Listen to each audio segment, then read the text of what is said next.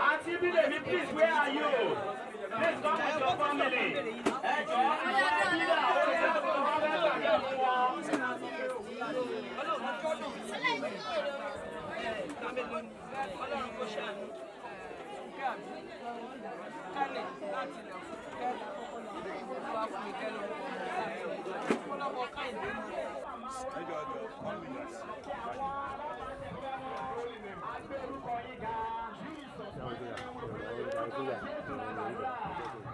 Video long distance don't work.